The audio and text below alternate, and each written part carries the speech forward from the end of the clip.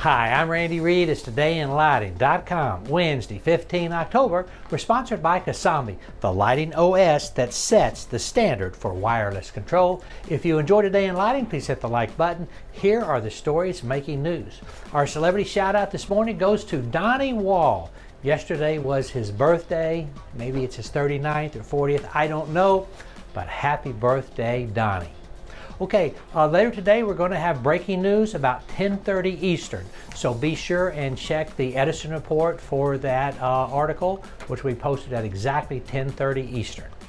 A new issue of LM&M magazine will be published tomorrow. Visit edisonreport.com to subscribe and receive a copy directly to your inbox. Auroralight announces a leadership update as John Barnett rejoins the company as Architectural Sales Manager East, succeeding Drew Tedford.